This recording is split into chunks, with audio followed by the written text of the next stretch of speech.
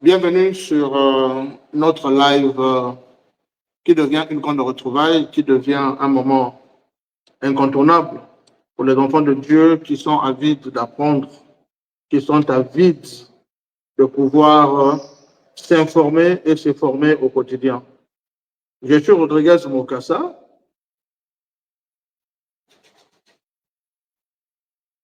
Co-fondateur du mouvement UMC, qui veut simplement dire Mouvement Urgence Entrepreneuriale en milieu chrétien. Et je pense qu'aujourd'hui, nous allons devoir poursuivre avec notre plan, avec notre programme, comme d'habitude, sans beaucoup avoir à retarder. Et comme on le sait, de coutume, dès que nous avons 2 personnes pour nous, le cohorte est atteint. Et nous démarrons tout de suite sans plus tarder. Alors, nous allons commencer très rapidement par la prière, comme nous le faisons d'habitude. Le bien dans tout ceci, c'est le fait que à chaque fois, nous avançons parce que nous suivons un calendrier et ce calendrier dont nous avons la responsabilité de pouvoir exécuter nous demande de ne pas faire de concessions en matière de temps parce que très souvent, le temps nous a fait défaut, mais comme vous l'avez constaté depuis un certain moment, nous avançons tant bien que mal et nous apprenons tout de notre Seigneur. Jésus ne tenait pas toujours compte de la foule parce que quand même, il pouvait avoir une seule personne, cela suffisait au Seigneur pour pouvoir faire quoi? Pouvoir parler de la parole. Alors, Dieu Père bien-aimé, toi qui es l'auteur de la vie, nous te remercions pour nous en avoir accordé, car nous ne le méritons pas du tout. Ainsi, nous te prions de recevoir toute notre reconnaissance au travers de ces faibles mots, que toi qui es la sagesse par excellence vienne simplement, ô Dieu, nous écarter du chemin afin que toi seul prennes la place. Que tu sois simplement l'instrument utilisé pour pouvoir parler à ton peuple encore une fois ce soir. Et que tu apportes toutes les bénédictions nécessaires parce que, Seigneur, ô Dieu, nous voulons comprendre. Nous voulons tous les jours avancer, Seigneur, ô Dieu, dans la direction de ta volonté parfaite. Parce que tu as régi ce monde, Père éternel, ô Dieu, avec un manuel, avec un code de procédure. Et si nous voulons atteindre l'excellence, nous sommes obligés de nous aligner derrière tes pensées et ta parole, Seigneur, ô Dieu. Viens ouvrir notre intelligence afin que chacun, Père, qui participera à cette séance, ou d'autres qui viendront à la fin, parce que nous avons remarqué que beaucoup sont ceux qui viennent à la fin parce que les conditions ne permettent pas à tout le monde de pouvoir être au moment précis où nous partageons le live. Pour toi, sur les bénir, pour ceux qui sont en route, pour ceux qui manquent la disponibilité ou la logistique nécessaire pour pouvoir se connecter en ce moment. Bénis chacun d'eux et fais de sorte, Père éternel, ô Dieu, qu'à l'écoute de cette vidéo, que leur vie soit transformée et qu'ils atteignent le plein potentiel de leur vie conformément à ton appel, Seigneur, ô Dieu. Béni soit ton Seigneur dans le puissant et glorieux nom de Jésus-Christ. Oui, ce Seigneur, ô Dieu de gloire, que je diminue pour que tu t'élèves pleinement et que je disparaisse afin que tu apparaisses. Au nom de Jésus-Christ, notre Dieu. Amen.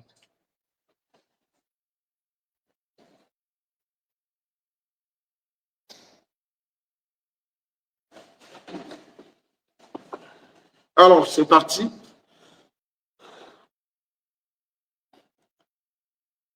Le live d'aujourd'hui va concerner une 3e loi, parce que nous en avons sélectionné 4, je vous l'ai dit tantôt, lors des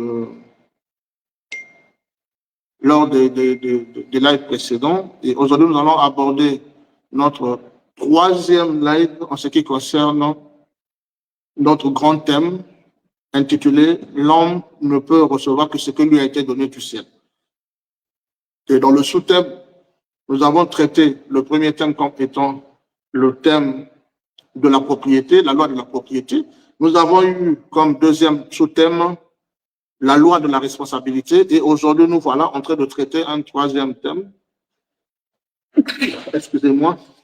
Nous sommes en train de traiter, je disais tantôt, le 3e sous-thème intitulé la loi de la confrontation. Alors, avant toute chose, vous devrez connaître et comprendre l'importance de notre action. Excusez-moi, je me suis dérangé.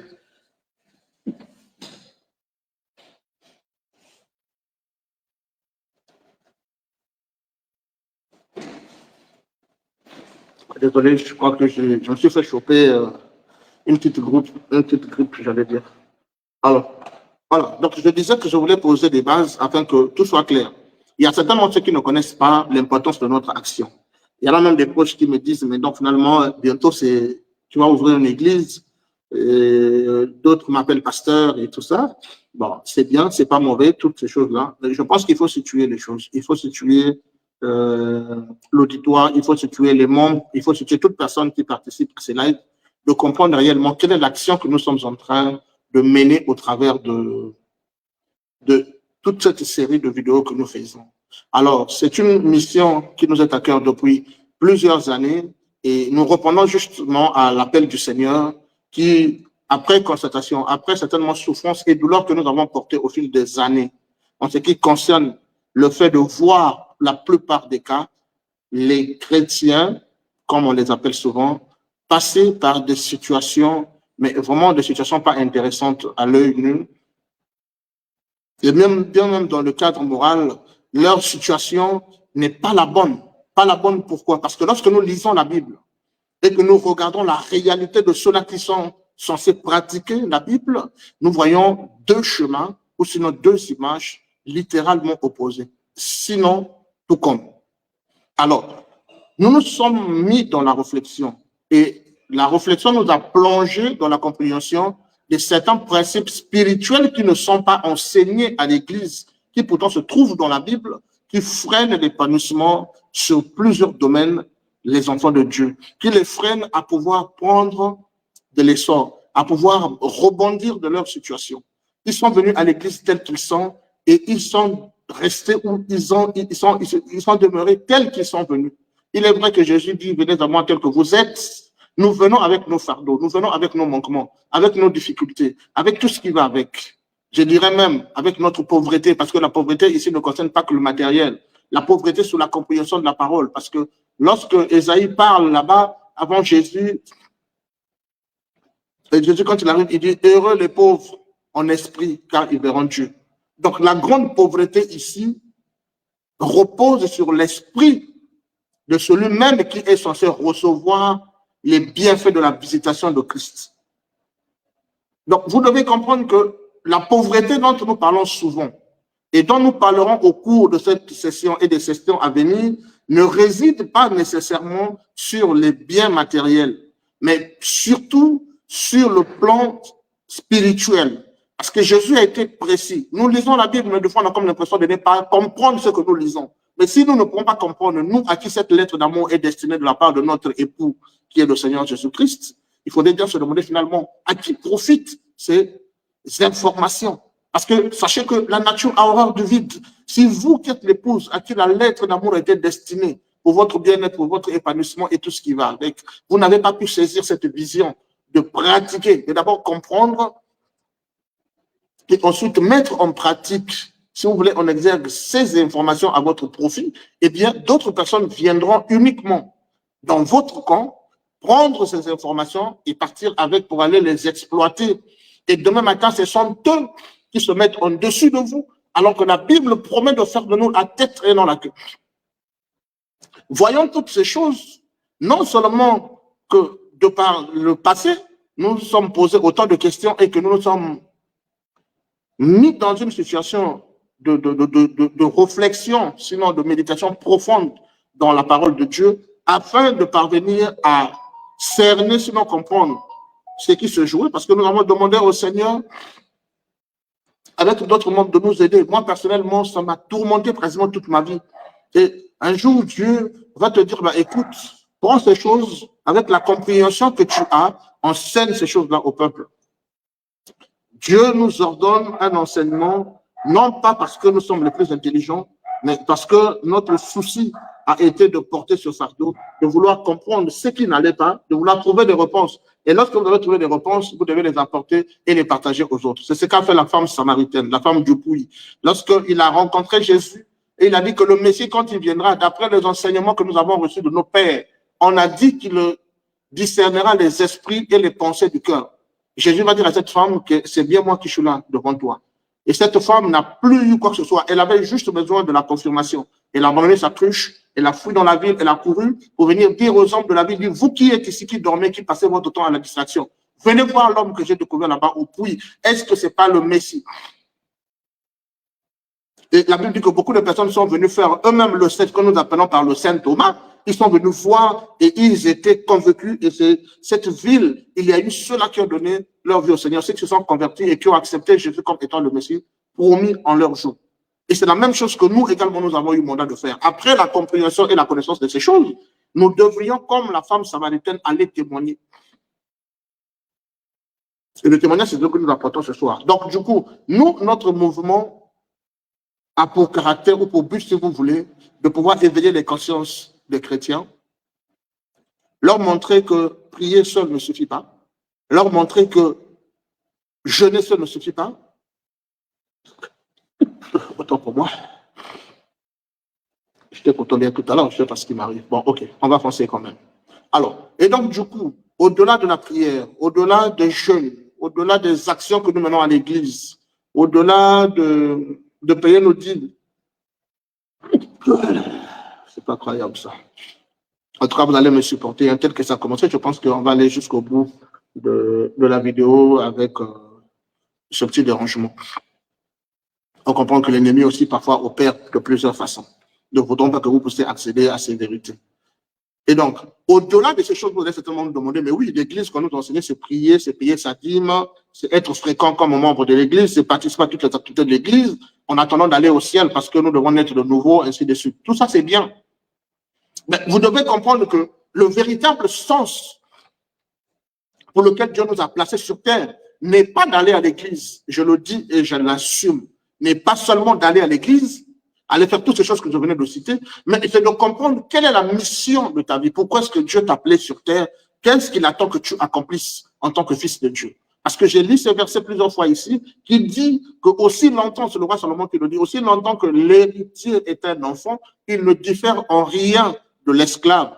Et que ce qui lui revient de droit est entre les mains, n'est-ce pas, des tuteurs, jusqu'au jour où ils prennent conscience de sa véritable position et qu'il puisse revendiquer ce qui lui vient de droit. Le problème avec les chrétiens, effectivement, c'est celui-là. Nous n'avons pas cette prise de conscience pour revendiquer ce qui nous vient de droit. Aujourd'hui, le chrétien se contente de très peu. Et même dans le très peu dans sa prière, lorsqu'il demande, ne comprenant pas le sens de la prière et que cela prenne du temps avant l'accomplissement, il se met à dégrader le très peu déjà sur lequel il s'est fixé. Et en fin de compte, il se retrouve dans une situation où finalement sa prière est presque réduite à néant. Il peut commencer à l'échelle 10, après une semaine de prière, il tombe à l'échelle 8, après quelques jours, il tombe à l'échelle 5, à l'échelle 3, à l'échelle 2, jusqu'à l'échelle 1. Et en fin de compte, même lorsque à l'échelle 1, rien n'est fait, eh bien, il abandonne. Et quand il abandonne, le voilà qui court chez un féticheur, chez un marabout, chez un occultiste pour aller chercher les solutions de sa vie là-bas. Est-ce que vous croyez qu'avec ce genre de positionnement au sein des enfants de Dieu, nous pouvons vraiment accomplir ce pourquoi le Seigneur nous a appelés sur terre? Je ne pense pas. Parce que la preuve en est que lorsque j'échange avec plusieurs chrétiens de tous bords, même avec certains prédicateurs, ils n'arrivent pas à comprendre le principe. Il se dit qu'il a été là pour prêcher l'évangile, qu'il est là pour prêcher l'évangile et puis envoyer les gens uniquement au ciel. Mais comment vous pouvez concevoir qu'un Dieu plein d'amour, qui nous promet autant de choses dans la Bible, accepte que nous puissions vivre une vie dérisoire ici sur la terre en attendant d'aller vivre le bonheur au ciel? Ça ne marche pas comme ça. Et nous sommes opposés à ces enseignements. Nous sommes opposés à ces enseignements parce que ce sont des faux enseignements. Ce ne sont pas des enseignements qui tiennent la route, qui ne sont pas en alignement avec la parole de Dieu. Nous lisons tous la même Bible et Dieu merci parce que le Seigneur, au moment où nous manifestions le souci de vouloir comprendre ce qui ne va pas, Dieu a ouvert nos yeux, a fait tomber les écailles de nos yeux, comme avec Géasi, nous permettant de pouvoir saisir la vision et la prophétie en ce qui concerne les principes spirituels. Aujourd'hui, beaucoup sont des ecclésiastiques, beaucoup sont des pasteurs, beaucoup sont des évangélistes, des prophètes et autres, c'est-à-dire que les dirigeants d'église qui ont réduit l'expérience des enfants de Dieu à la vie chrétienne. Et moi, je ne suis pas d'accord avec. Et tout le mouvement UMC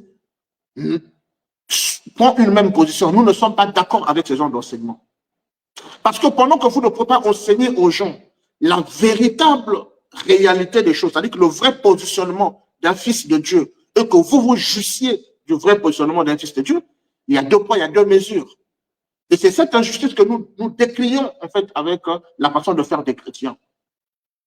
Je ne suis pas là pour attaquer des pasteurs, mais je vous situe, en fait, notre vision, la doctrine de UMC. Vous voyez souvent UMC, et je me reproche, parce que normalement, à chaque début de vidéo, il fallait que je puisse présenter cette réalité et faire asseoir des choses. Parce qu'il y en a qui pensent que je suis un enseignant de la parole en tant que prédicateur ou je ne sais pas. Non, c'est loin d'être le cas. Et je me positionne comme étant celui-là qui vient pour venir ouvrir la pensée, sinon, par la grâce de Dieu, on sait des choses qui aideront les chrétiens à pouvoir s'épanouir en ce qui concerne leur positionnement.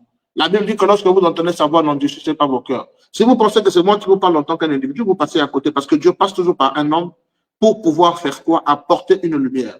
Et selon les propres paroles de Jésus, il avait dit, vous connaîtrez la vérité et la vérité vous affranchira. Tant que tu n'as pas la vérité, tu es un esclave. La parole de Dieu est claire. Le Seigneur Jésus-Christ n'est pas passé par plusieurs chemins.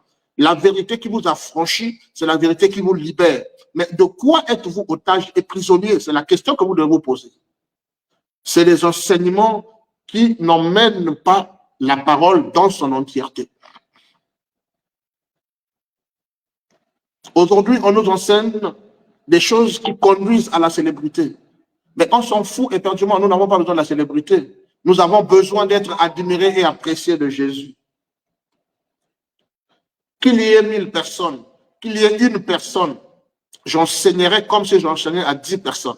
Et la Bible dit que chaque fois que nous faisons quelque chose, nous devons le faire comme si nous le faisons pour notre Seigneur. Et moi, lorsque je le fais, ce n'est pas pour satisfaire les hommes. Je le fais parce que Dieu me met le poids. Et selon la vision que nous nous sommes donnée, étant membre de UMC, c'est de mener ce combat qui consiste à éveiller les chrétiens.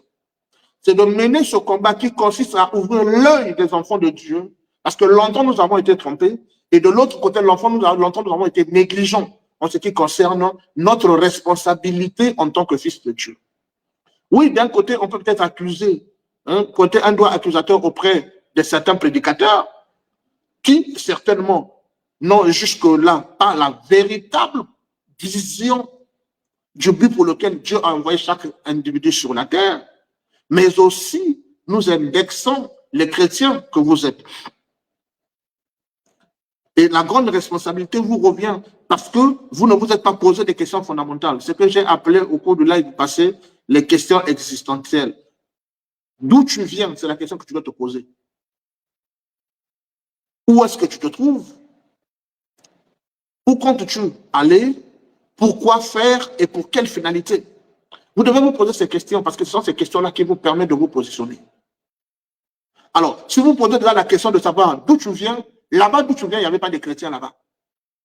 Il n'y avait pas de chrétiens. Voilà pourquoi je vous ai dit que je serai parfois tranchant dans mes propos, mais ce n'est pas parce que je veux blesser quelqu'un. Ce n'est simplement pas parce que je veux faire du mal à une personne, mais parce que je veux rétablir la vérité.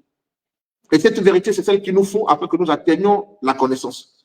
Et dans la démarche qui est de l'apprentissage, vous devez savoir que, en ce qui concerne le processus d'apprentissage, pour que vous parveniez à de l'excellence dans ce dans quoi vous voulez effectivement vous instruire, vous devez commencer d'abord par désapprendre toutes les choses que vous avez appris, que vous avez pris pour vérité, qui sont certainement pas du tout la vérité, qui sont un semblant ou je ne sais pas, une copie de vérité, parce qu'il n'y a pas de vérité dans la vie, il n'y a pas de demi-vérité, il n'y a que la vérité. Voilà pourquoi notre maître, le Seigneur Jésus-Christ, lorsqu'il intervenait, il disait toujours en vérité, je vous le dis.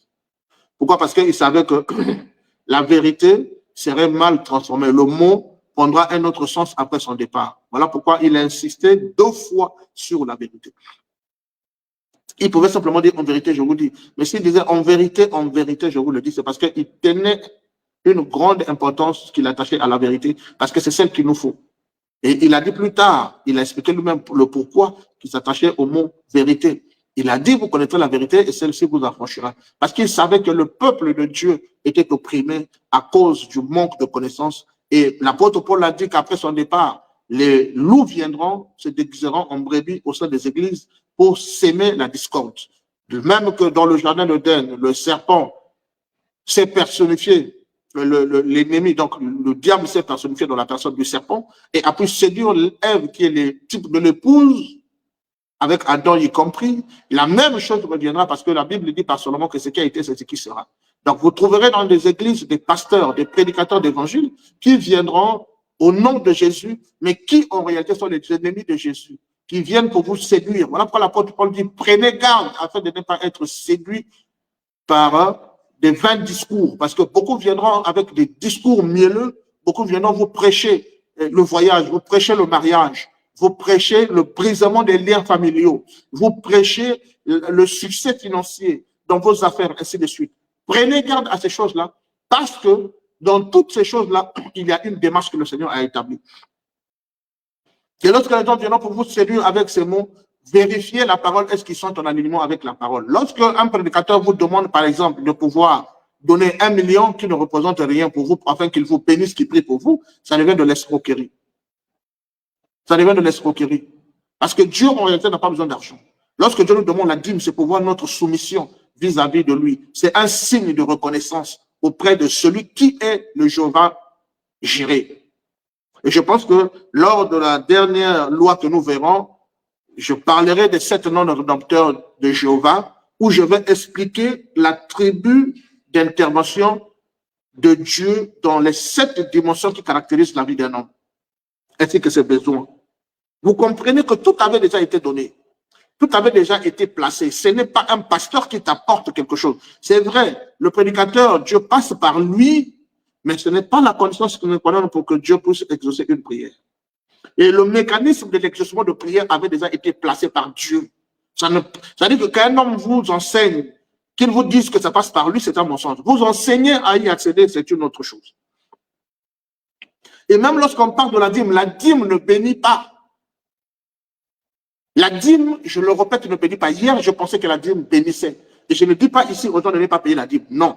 J'ai toujours de l'équilibre dans ce que je dis parce qu'on va couper un jour une vidéo pour dire, voilà, le garçon, là, il y a 10 ans passés, il avait dit telle chose, aujourd'hui, il dit une autre chose. Je ne sais pas où est-ce que nous allons avec la vie et je préfère toujours contrôler mes mots.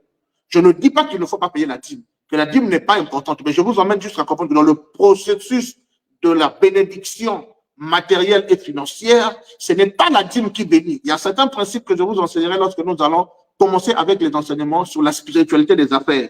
Parce que le but de cette plateforme, c'est d'enseigner les gens comment s'investir en masse dans le monde du business, tout en étant croyant, tout en appliquant les principes divins afin d'être des soldats chrétiens de Jésus-Christ, mais dans un domaine qui paraîtrait certainement nouveau chez nous.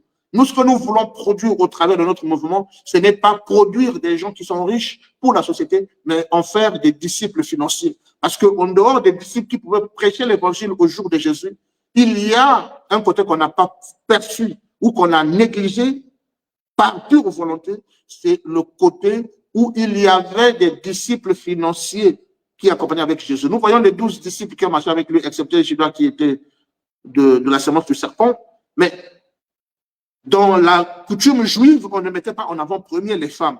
Néanmoins, dans la Bible, il y a une partie où on reconnaît le ministère des femmes comme étant un ministère financier qui accompagnait Jésus.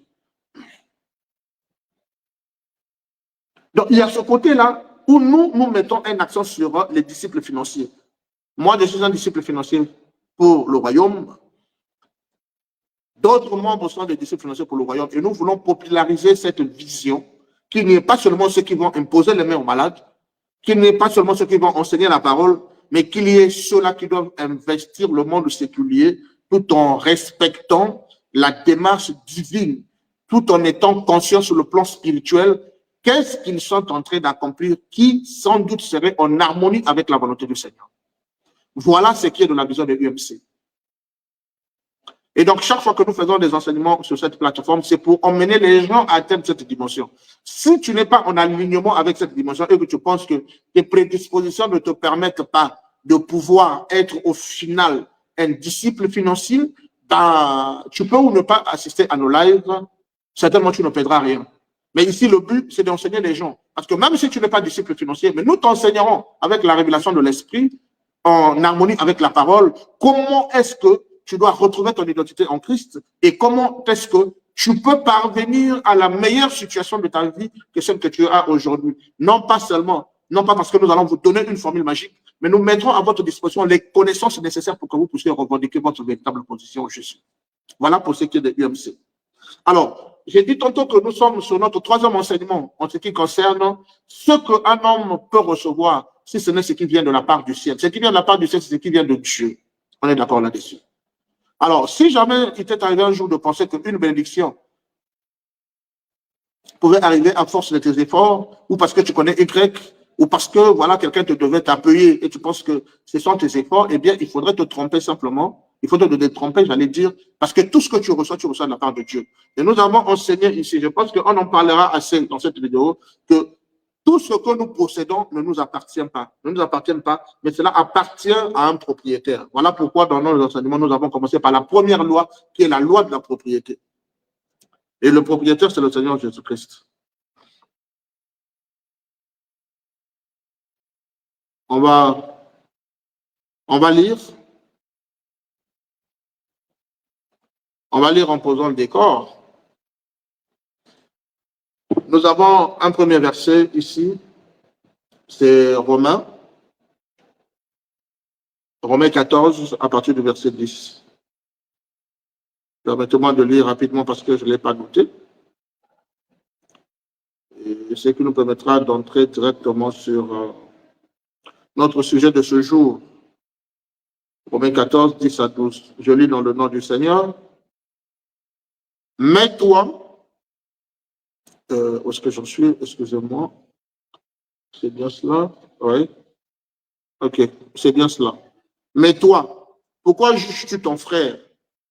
Ou toi, pourquoi méprises-tu ton frère? Puisque nous comparaîtrons tous devant le tribunal de Dieu,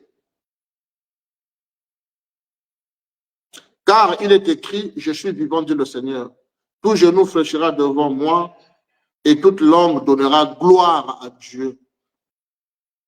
Toute langue, sans exception, donnera gloire à Dieu. Et toi, lorsque tu es béni, à qui donnes-tu la gloire? Lorsque tu es en bonne santé, à qui donnes-tu la gloire? Lorsque tu as fait une bonne affaire, lorsque tu as passé ton salaire en fait la fin du mois, pendant que ton virement est passé et que tu sais que quelque part, il y a quelqu'un qui meurt de faim, qui n'a besoin que d'une pièce pour s'acheter un bout de pain, à qui donnes-tu la gloire? À tes efforts, à tes parents qui t'ont envoyé à l'école, à qui donnes-tu la gloire? C'est la question que je te pose.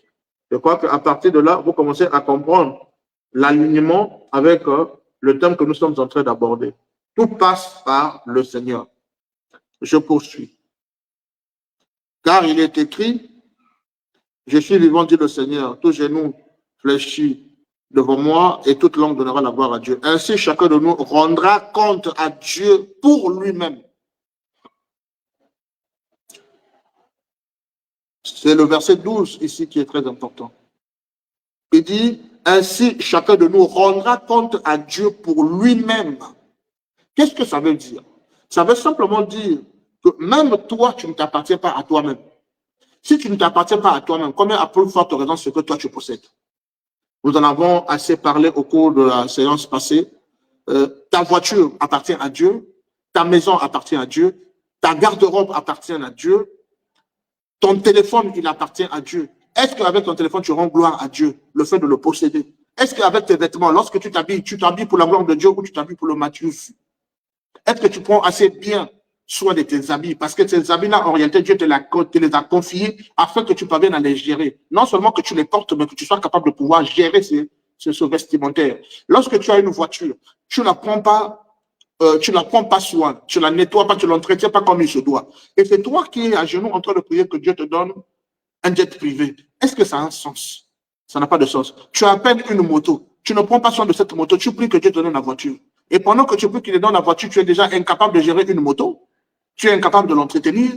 Non seulement que tu en es incapable, mais la deuxième des choses, c'est que tu n'es pas capable de traiter sur le plan financier une voiture, parce qu'une voiture nécessite plus de ressources que la moto déjà dont tu es incapable de gérer.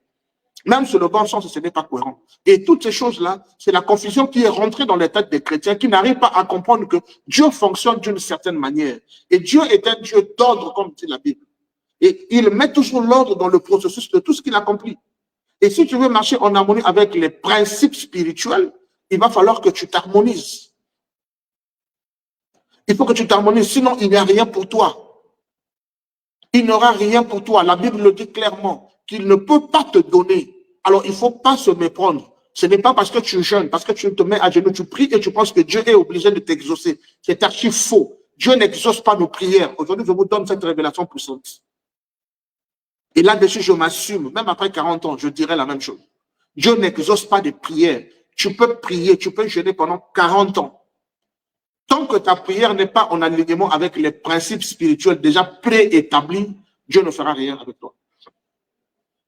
Je te prends un exemple simple. Dans la Genèse, lorsque Dieu était en train de créer, il avait dit que l'homme devait plutôt, les semences devaient se reproduire selon leur espèce. On est d'accord là-dessus, on ne va pas les lire parce que chrétien que tu es censé lire la parole. Donc moi, je gagne en temps, je vais vite.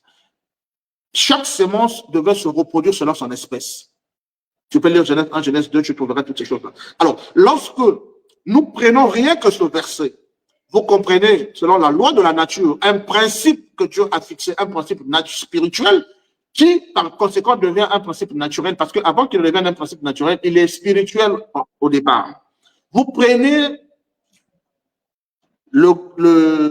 permettez-moi, le noyau d'un manguier, le noyau d'une mangue, si vous voulez. Vous le cultivez. Vous n'avez pas besoin d'aller vérifier tout ce qu'il y a. Tout ce qu'on va faire, c'est juste arroser. C'est tout. Le principe, c'est celui-là. L'arroser, de donner assez d'eau suffisamment, de donner suffisamment d'eau plutôt, pour qu'ils parviennent à démarrer le processus vers la manifestation. Au départ, c'est quelque chose qui est interne, qui est caché, tel que certaines choses commencent par le spirituel avant de se manifester. C'est le principe spirituel de Dieu, dans sa façon de faire. Et lorsque, quelque temps après, vous lui avez donné une bonne terre, vous lui avez donné une bonne pluviométrie, cela fait que la chose commence à se manifester. Bien que vous pouvez avoir une bonne semence, s'il n'y a pas une bonne terre, il n'y a pas une bonne pluviométrie, cette chose-là ne viendra pas. Il n'y a pas de bons engrais, même des engrais organiques, si vous voulez, ou naturels, cette chose n'atteindra pas son plein potentiel. Il y a des semences que nous mettons sous terre, mais qui ne donnent pas, qui finissent par mourir. Ce n'est pas la semence qui était le problème, mais c'est des conditions de l'environnement dans lequel nous avons mis cette semence qui a posé problème. Et ça, vous devez le savoir. Tu peux avoir un don, mais ton don peut mourir prématuré. Tu peux avoir un don, ton don peut mourir dans le ventre parce que l'environnement dans lequel tu te trouves, ton don n'est pas épanoui. Et ton don ne peut pas s'épanouir parce que tu fais front avec ton propre don de par les personnes avec lesquelles avec lesquelles tu t'entoures. Vous voyez un peu? Et donc, c'est la même chose. Si les conditions sont respectées, ça, il faut le dire, le noyau va germer. Dans 10 ans, quand vous reviendrez, vous trouverez rien que les mangues. Vous ne trouverez pas quelle que soit la durée de l'année ou les efforts que vous avez à multiplier les engrais, même les engrais les plus innovateurs du monde, vous ne trouverez pas un engrais qui transformera un manguier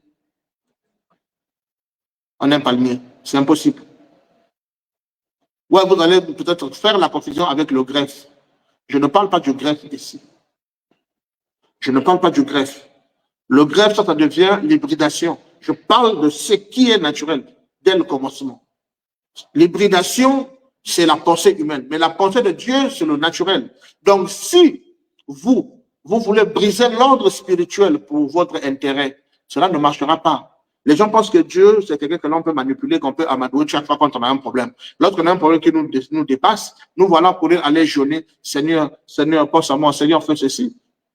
Dieu, il écoute, mais il rigole. Il dit, voilà ce petit-là ou cette petite-là qui n'a pas compris. On ne peut pas soudoyer Dieu, on ne peut pas non plus le manipuler. Il faut se conformer à sa démarche. C'est comme ça qu'on arrive à pouvoir avoir des résultats avec Dieu. Et pour que tu te conformes au principe spirituel, il faut que tu le connaisses. Raison pour laquelle il avait dit que mon peuple meurt faute de connaissance. Dieu l'a dit, c'est effectivement à cause de cela, parce que nous sommes dans l'amalgame véritable. En plus que lorsqu'on jeûne beaucoup, Dieu va exaucer. Lorsqu'on prie beaucoup, Dieu va exaucer. Mais Dieu n'exauce pas les prières. Dieu exauce ses lois. Lorsque tu t'es positionné à ses lois, Dieu intervient. Je vous ai pris par le passé, dans les enseignements antérieurs, l'exemple de Anne. Anne était stérile. Anne est restée beaucoup d'années sans enfant. Elle subissait de temps en temps les injures, les attaques, les moqueries de sa rivale Pénina. Et Anne partait tout le temps dans le temple pour aller prier, d'autant plus que son mari était un grand prêtre, un sacrificateur. Elle partait prier. Certainement, cela lui avait appris la vie de la prière. Elle partait prier tout le temps. Elle partait prier, elle partait prier, elle partait prier, elle partait prier sans cesse, sans jamais avoir le résultat. Mais Dieu avait un principe. Le jour que Anne a eu la révélation d'appliquer le principe, le résultat était instantané. Lorsque Anne a compris qu'il faut donner avec Dieu avant de recevoir, voilà le principe avec Dieu. Or, nous sommes devenus des mendiants. Nous sommes devenus des mendiants parce que nous allons demander à Dieu de nous donner tout le temps et sans cesse. Mais en contrepartie, qu'est-ce que nous donnons? Parce qu'il y a la loi de la sémence. Un jour, nous enseignerons là-dessus. En tout cas, les lois, il y en a plein. Ne vous en faites pas. Un jour, nous enseignerons là-dessus sur la loi de la sémence. Avant que la sémence que tu as ne te donne de fruits en multiplicité, ne te donne de fruits en abondance, qu'est-ce que tu fais? Tu manges d'abord tout. Et après avoir laissé les excréments aux toilettes, c'est ce que tu vas cultiver. Ou tu cultives le noyau que tu as. Tu cultives la seule sémence que tu as. Tu donnes et tu souffres de la patience, du processus de la multiplication que Dieu a préétabli. Non pas à cause de toi, mais à cause de son amour et de sa grandeur. Les choses ont été établies de cette façon. Et si tu uses de patience, de cohérence et de prise en charge de cette sémence de façon responsable, que tu le veuilles ou non, le résultat ne sera plus que palpable. Anne a compris qu'il faut donner à Dieu avant de recevoir de la part de Dieu. Elle a fait cette prière extraordinaire qui n'a coûté peut-être qu'une minute. Elle a dit, Seigneur, si tu me donnes un fils, je te le rendrai parce que je le mettrai à ton service. Voilà tout le secret qui a bouleversé la suite de la vie de Anne. Et plus tard, il n'a pas eu que Samuel. Plus tard, elle a eu, je pense, 5 enfants par la suite. Donc, la clé ou le verrou qui empêchait le déblocage de la manifestation du miracle de Anne n'était pas l'absence de la prière, n'était pas l'absence de la consécration, n'était pas l'absence de la méditation, mais l'absence de la compréhension d'une loi spirituelle qui est très importante, qui devait changer le cours de toute sa vie. Et la Bible dit que Dieu ne change pas, dans Hébreux 13:8. Il est le même hier, aujourd'hui et pour toujours. Donc, le même Dieu qui a débloqué le miracle de Anne tant attendu peut débloquer également ton miracle tant attendu. Tant tu es désespéré aujourd'hui, si tu arrives à comprendre les principes spirituels qui peuvent faire sauter les verrous. Je ne dis pas ici que prier n'est pas bon. Je ne dis pas ici que méditer n'est pas bon. Mais au-delà de la prière et de la méditation, il faut avoir la compréhension exacte de l'application de la parole qui t'emmène à l'exaucement. Et c'est dans cette configuration que nous avons pris position au sein du mouvement UMC.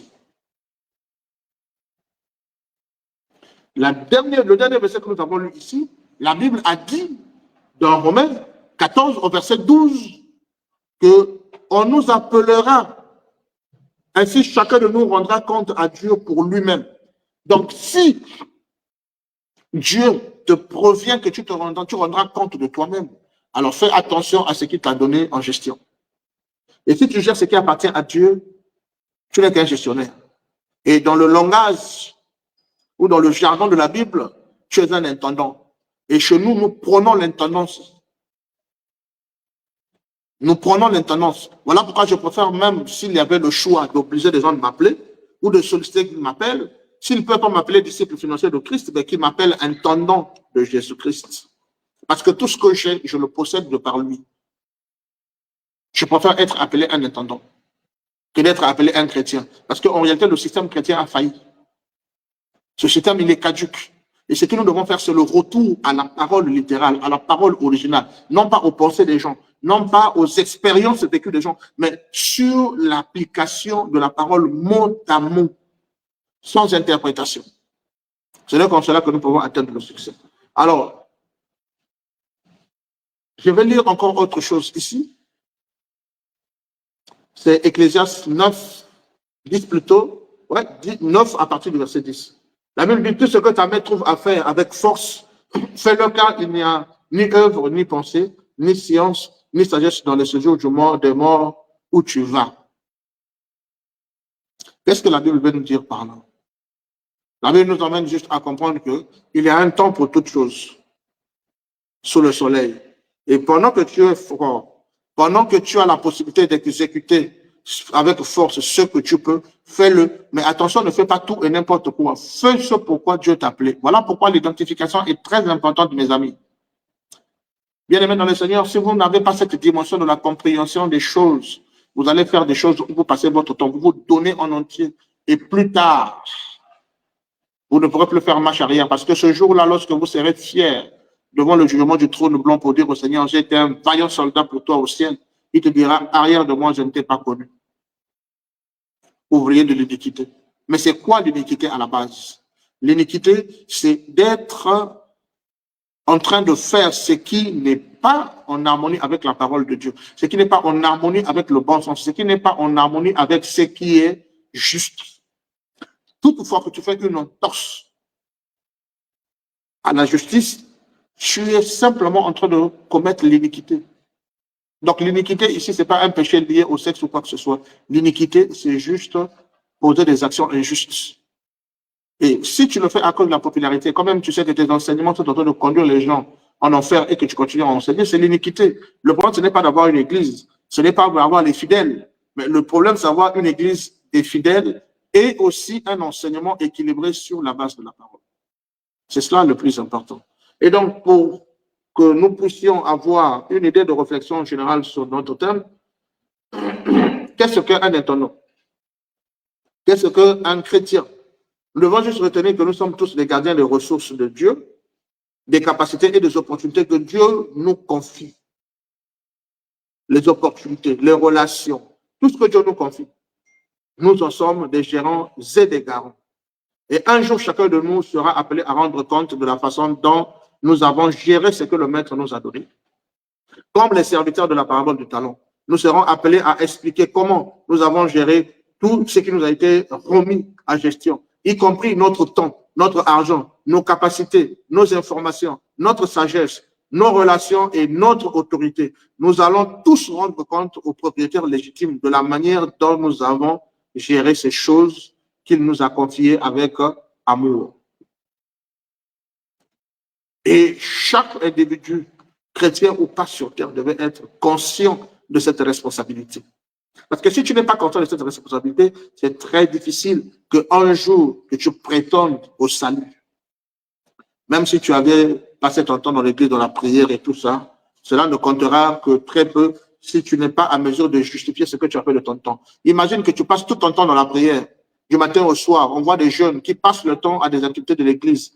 Dès 8 heures, il est à l'église jusqu'à 19 heures. Tu es à l'âge de maturité, à l'âge de travailler, à l'âge de la responsabilité. Tu te retrouves à l'église chaque jour pour cacher ton chômage, pour justifier ton fainéantisme. Mais Dieu t'appelle au compte au jour final. Il te dira, je ne t'ai jamais demandé de passer du temps à l'église. Sinon, montrez-moi un verset biblique qui dit qu'un jeune a le droit de rester à l'église pendant toute une journée parce qu'il pense qu'il a du temps à offrir à Dieu. C'est archi faux, ça ne marche pas. La Bible dit qu'il y a un temps pour toute chose. Il y a un temps pour prier, il y a un temps pour travailler, il y a un temps pour s'aimer, il y a un temps pour moissonner, il y a un temps pour pleurer, il y a un temps pour se réjouir. Il y a un temps de pauvreté et il y a également un temps de richesse. Mais ça fait 20 ans que tu pries. Tu es resté dans l'état de pauvreté, tant dans la dimension de l'esprit que dans la dimension matérielle et financière. Et tu t'y plais dans cette condition. Et tu es fier de te présenter devant les gens pour dire que tu es chrétien. Il y a un problème. Dieu ne fait pas des chrétiens qui vivent dans le manque et dans l'indigence. C'est passé, ces choses-là ne tiennent pas. Parce que la Bible dit dans 1 Corinthiens 9, au verset 8, que sinon 1 Corinthiens, ouais, je pense que 1 Corinthiens 9, au verset 8, ou sinon 1 Corinthiens 8 au verset 9, non, 2 Corinthiens, je pense. Il dit, de riche qu'il était, il s'est dépouillé de sa richesse afin que nous fussions enrichis. Mais être enrichi, ce n'est pas seulement les déviateurs, les négligents, les paresseux, les gens qui n'ont toujours que des excuses dans leur bouche au lieu de s'assumer, prennent toujours ce verset et le transforment pour dire que nous a enrichis avec les bénédictions spirituelles. Archi faux. Il n'y a pas que le spirituel, également le naturel. Parce qu'il savait que nous vivons dans le naturel et nous avons besoin de ressources pour y vivre. Sinon, pourquoi est-ce que Jésus lui-même, dans son ministère, il a eu besoin d'un trésorier? En tant que le Dieu du ciel venu dans la chair humaine, avec un objectif de mourir à la croix, avec un ministère de 3 ans et demi, pour 3 ans et demi seulement. Pourquoi a-t-il eu besoin d'un comptable? Dites-moi. C'est pour vous montrer qu'il y a le spirituel d'un côté, mais il y a également le naturel d'un côté. Et ce qui interpelle le naturel fait allusion au temps, à des connaissances et à l'argent. Voilà là les 3 choses que nous devrions rechercher activement, à maîtriser l'utilisation. Maîtriser l'utilisation du temps, maîtriser l'utilisation de tes connaissances, maîtriser l'utilisation de l'argent. Si tu n'as pas de connaissances, alors les 3 choses là, ce sont des choses que tu dois rechercher dans la vie séculière, dans la vie naturelle, s'il faudrait que j'utilise ce terme-là. Alors, tu dois rechercher l'argent, contrairement à ce que l'on dit à l'église, que l'argent n'est pas bon. Moi, j'aime et je n'en chercherai que jusqu'au dernier jour.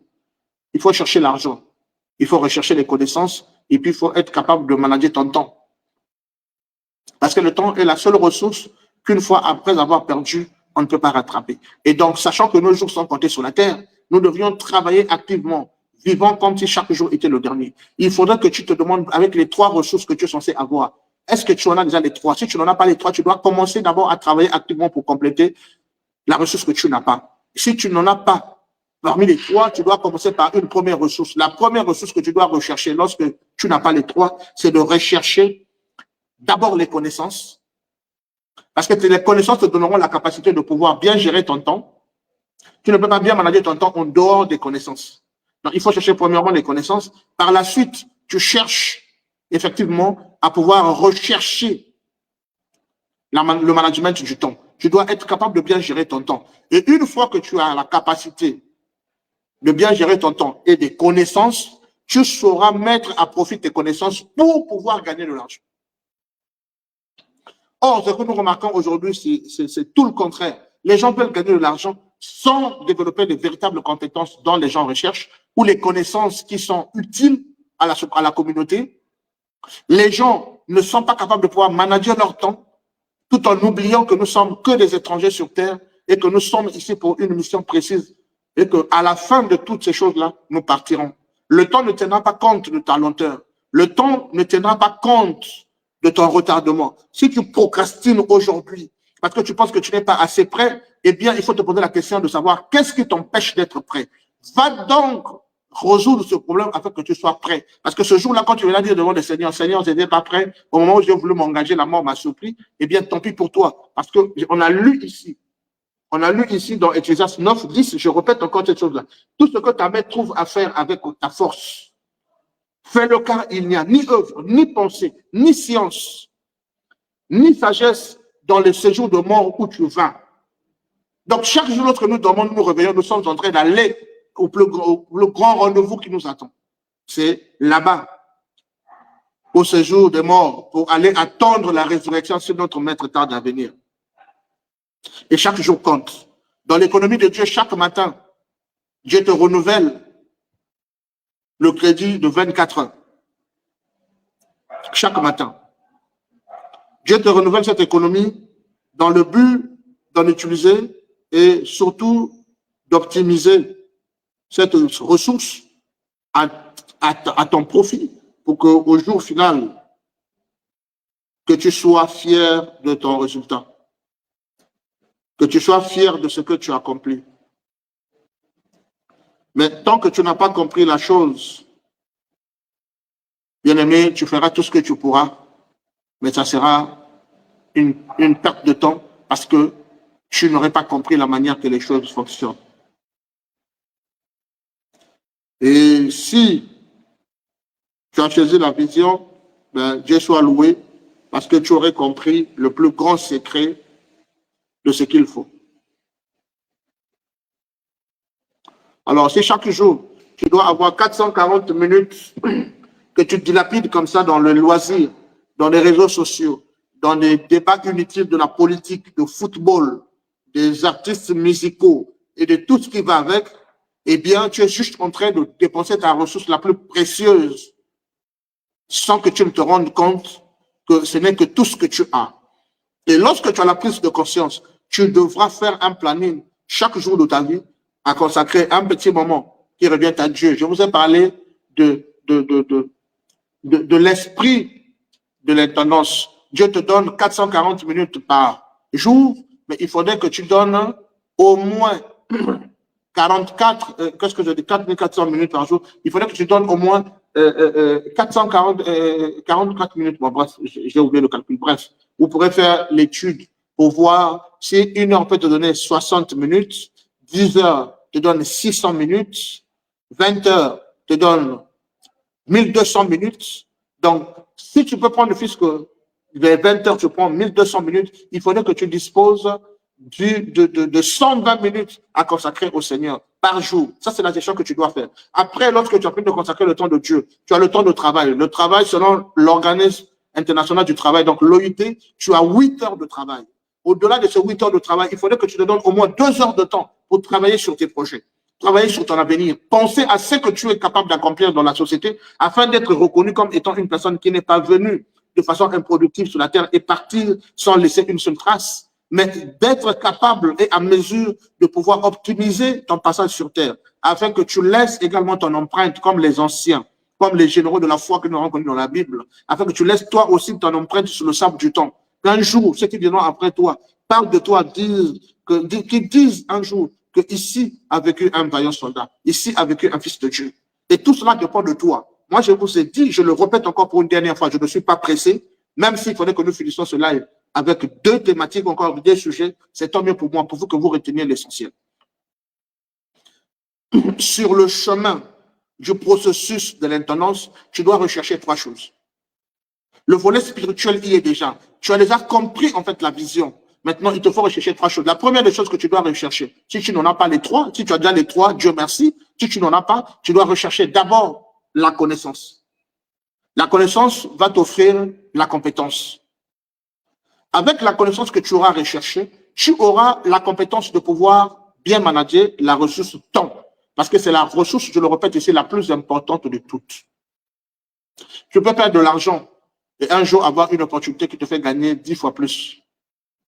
Tu peux perdre un enfant, un jour tu peux en avoir. Tu peux perdre une maison, tu peux en reconstruire. Une voiture, tu peux l'acheter. Les vêtements, tu peux. Mais lorsque tu as perdu le temps, qui est capable d'entre nous aujourd'hui de me dire qu'il pourra rattraper les 5 dernières minutes qui viennent de passer ici, pendant que nous sommes en live? Pendant que tu m'écoutes, est-ce que tu es capable de me dire avec certitude que tu peux rattraper, ne fût-ce que les 5 dernières secondes qui viennent de s'écouler pendant que je suis en train de parler? Tu ne pourras pas le rattraper. Mais par contre, tu pourrais avoir un rendez-vous important. À cause de la soif de la connaissance de ce que tu écoutes en ce moment, tu peux dire, ah non, je préfère terminer. J'appelle la personne pour décaler de 40 minutes. Tu peux toujours faire ton affaire. Mais le temps, tu ne pourras pas revenir en arrière. Et lorsque tu as la capacité de manager le temps, à ce moment-là, cette connaissance qui t'a permis de manager le temps te donnera également la capacité de pouvoir soit rechercher un emploi pour lequel tu peux rendre service, créer un service ou un produit que tu peux mettre à disposition de ta communauté pour gagner de l'argent. Donc, les 3 ressources importantes dans la vie d'un intendant, c'est la connaissance, c'est la gestion du temps, ainsi que l'argent que tu dois gagner. Mais à quoi sert cet argent une fois que tu l'as gagné? C'est là le grand souci. Nous cherchons tous de l'argent, mais est-ce que nous cherchons tous de l'argent pour la même cause ou pour les mêmes raisons?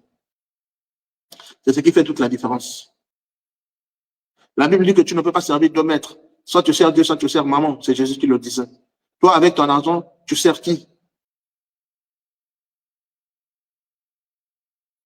On n'a pas dit que si tu décides de te ranger du côté à gagner de l'argent, tu es écarté du plan de Dieu. Non, Jésus disait juste, lorsque tu as de l'argent, qui sers-tu avec ton argent? Voilà la véritable explication pour simplifier la compréhension de tous. Qui sers-tu avec ton argent? Ton argent est investi dans quoi? Dans les champagnes, dans les boîtes de nuit? C'est investi dans quoi? Dans le baptême? Dans l'achat des voitures hors portée? Que tu finiras par revendre parce que tu n'as pas la possibilité d'entretenir? Juste parce que tu veux paraître? Au cours de nos précédentes formations, nous avons parlé ici que mieux vaut l'être que le paraître. Quand tu es obligé de paraître. Parce que ta personnalité va parler, que les gens le veuillent ou non. Mais si tu veux paraître sans être, tôt ou tard, que tu le veuilles ou non, tu peux bien le cacher. Cacher ton jeu comme tu veux. Mais il arrivera forcément un jour où la lumière sera apportée et les gens comprendront finalement que tu n'avais jamais été la personne que tu as prétendu être. Ou tu n'avais jamais atteint le classement social que tu as fait croire aux gens que tu avais déjà atteint. Alors, ça ne sert à rien que de prétendre être ce que l'on n'est pas, mais il est beaucoup plus avantageux d'être ce que nous sommes, mais sans le manifester, vivre modestement et que ce soit d'autres personnes qui nous attribuent cette position que nous méritons de façon réelle. Voilà là les fondements si vous voulez, d'un intendant en Christ. Oui, un intendant ici, nous ne parlerons pas forcément de la dimension spirituelle, mais nous allons aller dans la simplicité de l'enseignement pour pouvoir poser les choses, même de façon naturelle, de sorte à ce que les gens comprennent. Parce que nous ne voulons pas aller dans les mystères. D'ailleurs, nous n'en avons pas, les mystères. Nous enseignons terre à terre comme Jésus enseignait, avec les mots les plus banals et les plus simples qui puissent être. Dans Hébreux 4, au verset 13, la Bible dit, nul créateur n'est caché devant lui, devant Dieu, certainement, mais tout est à nu et à découvert aux yeux de celui à qui nous devons rendre compte. C'est la loi de la confrontation. Nous ferons tout ce que nous sommes en train de faire, mais un jour, Dieu nous appellera en jugement. Et nous sommes là en train de voir peu à peu comment est-ce que la Bible nous interpelle déjà au sujet du compte rendu de ce à quoi Dieu nous a appelés, des talents, des dons, des relations, et tout ce qui nous vont avec nos capacités, des informations, de la sagesse que Dieu nous a conférée. Parce que la sagesse aussi, c'est un don. Est-ce que vous voyez? De l'autorité que Dieu nous a conférée, parce que toute autorité vient de Dieu. Toutes ces choses-là, Dieu nous en a accordé, nous en a prêté, afin que nous en fassions usage, de sorte à ce qu'un jour, il vienne dire, bon, ok, je t'ai donné, viens me rendre compte qu'as-tu fait avec tout ce que je t'ai donné. Et souvenez-vous, la même Bible dit qu'il sera demandé beaucoup à qui on a beaucoup donné. Alors, pendant que tu aspires à des grandes responsabilités, tu aspires à beaucoup recevoir de Dieu, sache aussi que ton jugement sera beaucoup plus strict et sévère en fonction de ce que tu as reçu. C'est ça. Ou plutôt, c'est cela, la réalité. Et les enfants de Dieu ont du mal à pouvoir faire de l'équilibre. Si tu ne veux pas avoir un jugement sévère, eh bien, n'exige pas beaucoup. C'est aussi simple que ça. Mais nous exigerons beaucoup. Oui, parce qu'on a beaucoup à faire. Nous exigerons beaucoup et ce jour-là, nous serons fiers de rendre notre compte rendu, comme Jésus à la croix. Pendant qu'il s'est créé Père, tout est accompli. Il avait rendu là son rapport, le rapport de mission, durant 3 ans et demi. Et nous également, nous acceptons ce jour-là de rendre notre rapport avec l'aide du Saint-Esprit, avec la connaissance de la parole, avec la connaissance des lois spirituelles dont Dieu nous a fait grâce. Nous sommes sûrs, plus que jamais, que nous ferons bon usage des ressources que Dieu a mis entre nos mains. Et donc ici, vous voyez l'interpellation, c'est sur le jugement. Je répète ici, nulle créature n'est cachée devant Dieu, mais tout est à nu et à découvert aux yeux de celui à qui nous devons rendre compte. Un rappel très important. Et un rappel qui fait certainement peur aussi.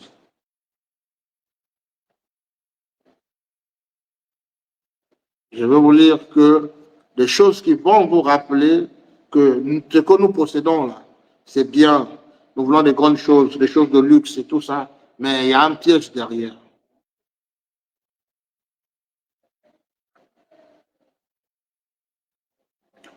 Il y a un piège derrière parce que Dieu voudra avoir les comptes rendus. Ecclésiaste 11 au verset 19 nous enseigne. Il dit, fais ce que tu veux de ta vie. Jouis, réjouis-toi avec la femme de ta jeunesse. Fais tout ce que tu veux. Cependant, sache que pour tout cela, Dieu t'appellera au jugement. Dieu t'appellera en quoi? Hein? En jugement. Et il continue, il dit, chasse le chagrin de ton cœur et éloigne le mal de ton corps, car l'adolescence et la jeunesse passent en fumée. Pendant que tu te dis que tu es jeune, tu peux faire ce que tu veux, c'est très bien. Personne ne te l'interdit, profite-en. Mais ce que tu ne peux pas oublier, ce que tu ne dois pas oublier, c'est qu'un jour, Dieu t'appellera en justice pour toutes ces choses-là. Il va falloir que tu te justifies. Il va falloir que tu rendes compte. Sinon, eh bien, ça va être catastrophique. Luc 16, 10 et 11 nous parle. Celui qui est fidèle dans les moindres choses l'est aussi dans les grandes choses. Et celui qui est injuste dans les moindres choses l'est aussi dans les grandes choses. Si donc vous n'avez pas été fidèle dans les richesses injustes, qui vous confiera les véritables? La Bible parle.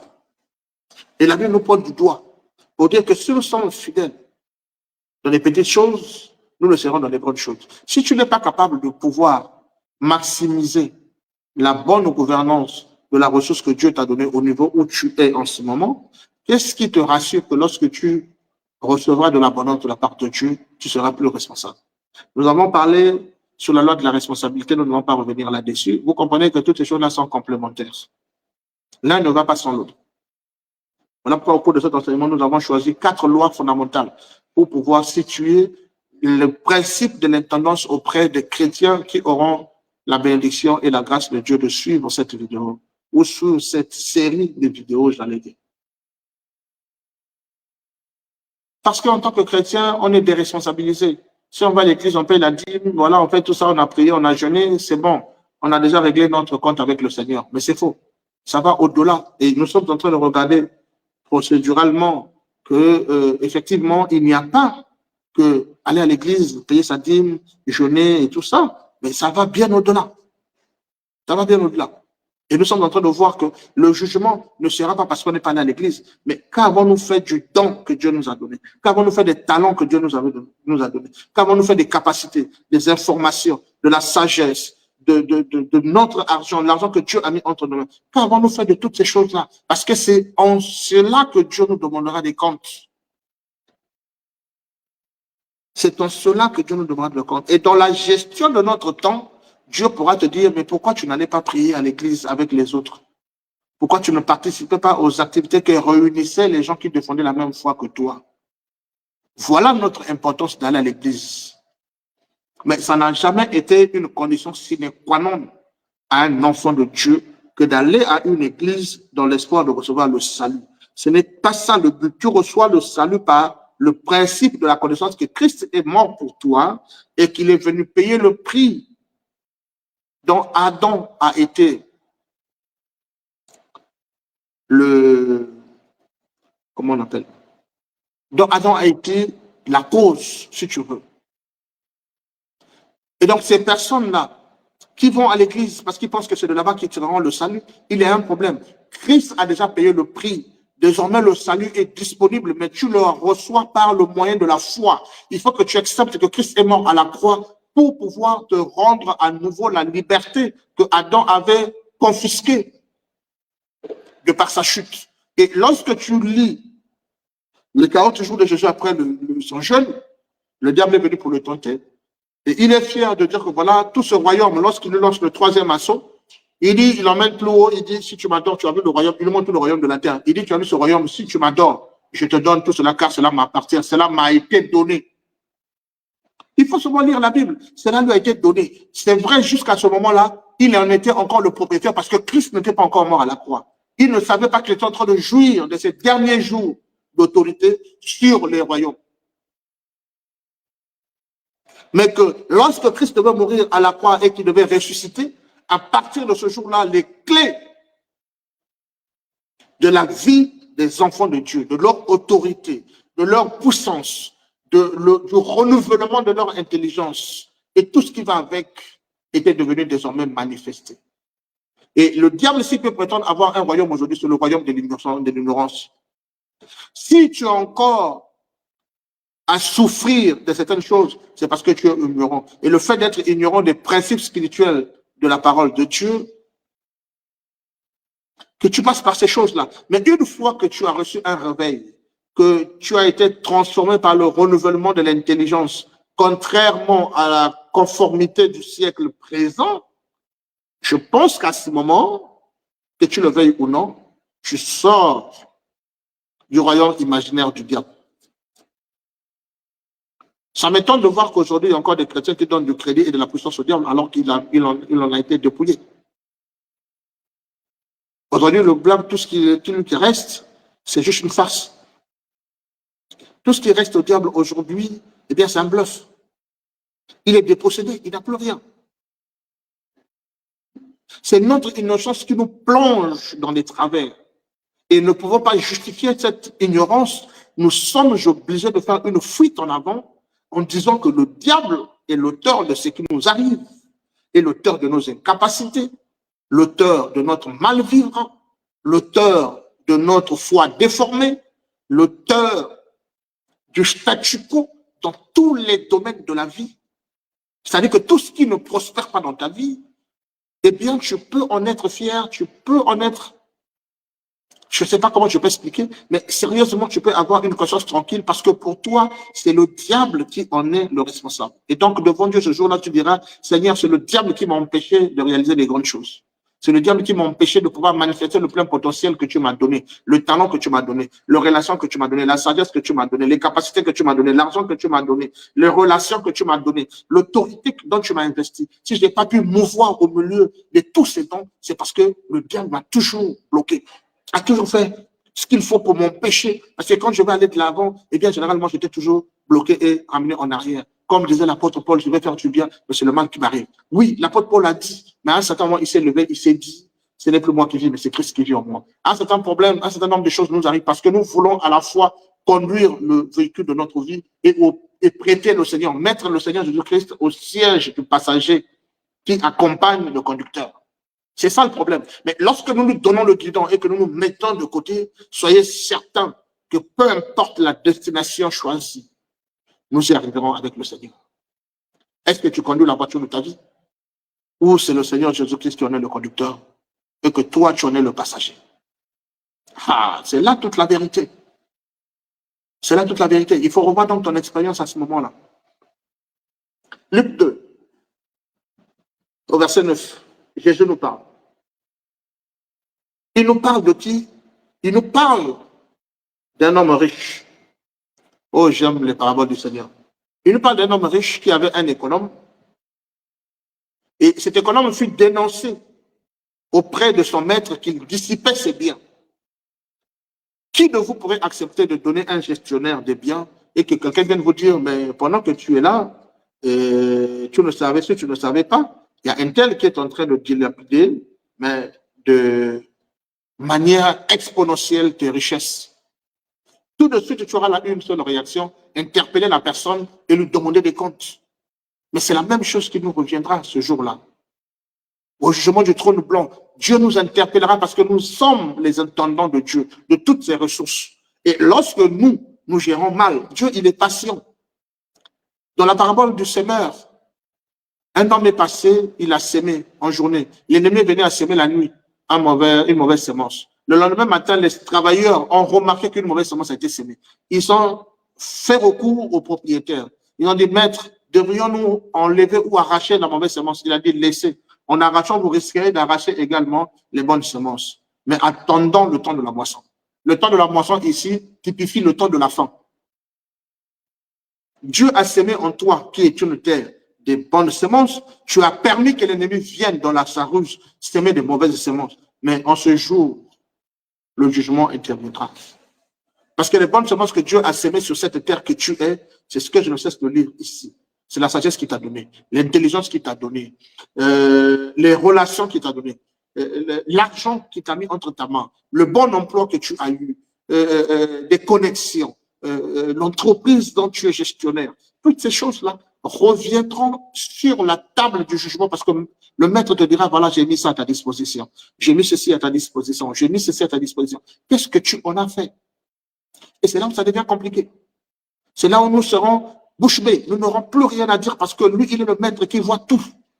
Au cas où tu veux dire, non, mais Seigneur, tu veux jongler, il te fait passer le film de ta vie. Exactement à cet endroit pour dire, regarde, ne va pas loin, ne finis pas parce que je sais ce que tu veux dire.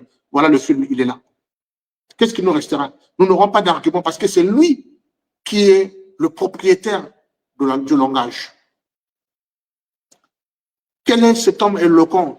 Quel est ce vendeur, ce marketeur qui pense pouvoir convaincre le Seigneur ce jour-là pour dévier avec la réponse de la gestion des choses qu'il nous a données? Il ne le fait pas. Je vais beaucoup lire ici afin que vous compreniez le processus qui va se dérouler au jour de la fin. Permettez-moi, au lieu de parler, je vais lire. Jésus dit à ses disciples, un homme riche avait un économe qui lui fut dénoncé comme dissipait ses biens. Il l'appela et lui dit, qu'est-ce que j'entends dire de toi? Ça, c'est le maître qui lui demande. Rends compte de ton administration, car tu ne pourras plus administrer mes biens. Vous voyez, c'est la première réaction qui vient. Et mettez-vous à la place de cet homme-là. Mettez-vous à la place d'un patron qui décide de vous arrêter du jour au lendemain de votre contrat de travail parce que vous avez mal fait le travail. Parce que je vous rappelle que ce qui a emmené Joseph en élévation en Égypte, c'était parce qu'il était un bon entendant. Il était un bon gestionnaire des biens qui ne lui appartenaient pas. Et jusqu'à quand il a travaillé en tant que Premier ministre, il a géré une fonction et un pouvoir qui ne lui appartenait pas. Et si tu méprises les lois de l'intendance, tu auras des difficultés à t'élever. Parce que tant que tu n'es pas capable de gérer à bien ce qui appartient à autrui, Dieu ne te donnera jamais ce qui est à toi. C'est cela le principe. Là est le principe de l'élévation. Et donc vous devez comprendre ici que la loi de l'intendance est très importante. Je parle de cette histoire ici et je vais vous montrer une petite brèche qui va interpeller, quoique ce n'est pas un modèle à suivre. Il appela, lui dit, qu'est-ce que j'entends de toi? Rends compte de ton administration car tu ne pourras plus administrer mes biens. L'économe dit en lui-même, écoutez, que ferais-je puisque mon maître montre l'administration de ses biens? Travailler à la terre. Il commence à se poser des questions dans la réflexion. Travailler à la terre, je ne le puis. Mendier, j'en ai honte. À force de réfléchir, une idée lui est arrivée. Il dit, je sais ce que je ferai. Pour qu'il y ait des gens qui me reçoivent dans leur maison quand je serai destitué de mon emploi. Alléluia. C'est une mauvaise pratique, mais c'est une pensée de sécurisation de son avenir. Parce qu'il n'y a pas que moi qui apprécie son habileté, parce que même Jésus apprécie son habileté. Nous allons voir. Et faisons venir chacun des débiteurs de son maître. Il dit au premier, combien dois-tu à mon maître? 100 mesures d'huile, répondit-il. Et il lui dit, prends ton billet, assieds-toi vite et écris 50. Il dit ensuite à un autre, et toi, combien dois-tu? 100 mesures de blé, répondit-il. Et il dit, prends ton billet et écris 80. Le maître loua, le maître ici c'est le Seigneur Jésus-Christ, le maître loua l'économe infidèle de ce qu'il avait agi prudemment. Écoutez maintenant ce que Jésus dit, parce que la parabole ici, c'est Jésus qui parle à l'Église, qui parle à son enfant, qui parle à son fils et à sa fille.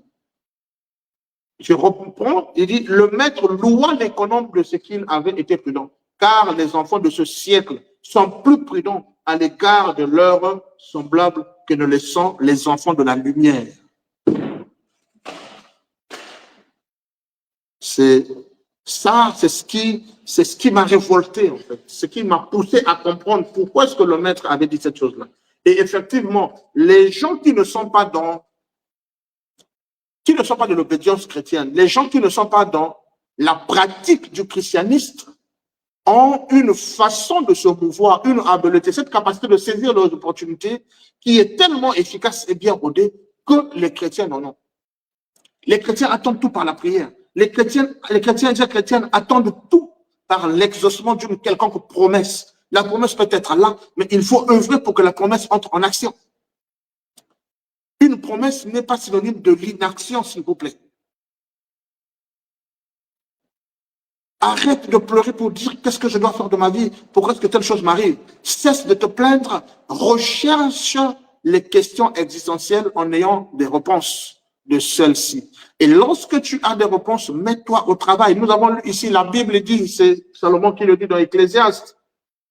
Il le dit, tout ce que ta main trouve à faire avec ta force, fais-le, car il n'y a ni œuvre, ni pensée, ni conscience, ni sagesse dans le séjour de mort où tu vas. Mais si tu es dans le séjour de mort, nous avons vu l'histoire du jeune homme riche qui, une fois arrivé dans le séjour de mort, a demandé au père Abraham de lui permettre de retourner sur la terre pour aller informer sa famille. de ce qu'il avait fait de mauvais choix dans sa vie et que cela ne devait pas reproduire la même chose. Mais c'était trop tard. Abraham dit que ça ne marche pas, il y a des prophètes sur la terre. S'ils veulent prendre un bon chemin, ils n'ont qu'à écouter les hommes qui sont en train de crier en ce moment pour leur donner une direction à suivre. Il en est de même de toi qui m'écoutes. N'attendons pas que le dernier jour arrive. N'attendons pas qu'il soit trop tard. Pendant qu'il fait jour, nous devons travailler. Parce que la nuit vient. La Bible le dit, où nous ne pourrons plus travailler. Moi, je voudrais partager avec toi une petite expérience ici. Dans la vie d'une personne, il y a 4 saisons. Oh, c'est quoi ça? Il y a 4 saisons dans la vie d'une personne que je voudrais partager avec toi dans la dimension spirituelle, mais tout en servant des éléments naturels. La première saison dans la vie d'une personne, cela est représenté en fonction des heures de la journée.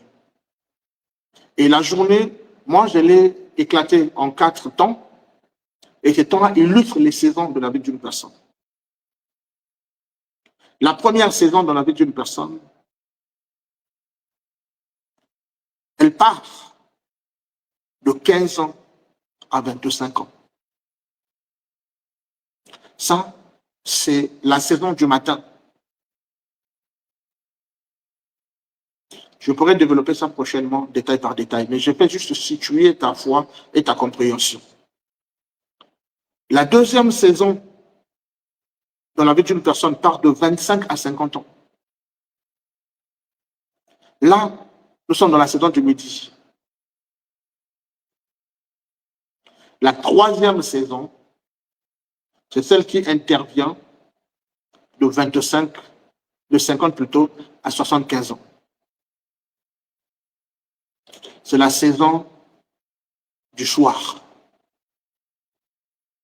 Et la quatrième saison ici, c'est la saison qui commence de 75 ans et plus. C'est la saison de la nuit. C'est la pleine nuit. C'est la quatrième saison. Ça, c'est une illustration. J'ai également une autre illustration où nous avons la saison qui part d'1 an jusqu'à 15, la deuxième saison qui part de 15 à 30, la troisième saison qui part de 30 à 45 et la quatrième saison qui part de 45 à 60. Ça veut dire que chaque jour que tu avances, les ténèbres également viennent à ta rencontre. Et un jour, une nuit viendra. La nuit ici ne consiste pas seulement la figuration que je viens de faire de ce tableau qui n'est pas présenté ici, en parlant des 4 temps de la vie d'une personne. Mais les ténèbres ou la nuit dans la vie d'une personne, c'est lorsque tu arrives au soir de ta vie. Il y a des personnes qui meurent à 40 ans. Ça veut dire qu'à 32 ans, 31 ans, 34, 35 ans, il y avait déjà des ténèbres de sa vie. Et s'il faut décortiquer la vie de cette personne, ça veut dire que les 4 saisons de cette personne ont été reparties par 7 ans et demi. Donc, de 0 à 7 ans et demi, c'était la matinée. De 7 ans et demi à 15 heures, c'était le midi. De 15 heures à 22 heures, à 22 ans, de 15 à 22 ans, c'était le soir. Et de 22 ans à 29 ans, c'était la nuit de sa vie. Alors, donc, la chose est contextuelle. Vous allez me dire qu'une personne qui est morte à 30 ans, il n'a pas eu assez de temps pour pouvoir le faire, pour pouvoir arranger toute sa vie. Celui qui a eu 40 ans est mort jeune. Je vous retournerai juste la question de savoir, Jésus est mort à quel âge?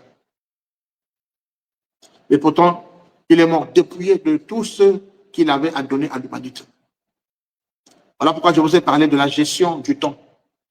C'est l'une des ressources très importantes en ce qui concerne la responsabilité de l'intendant.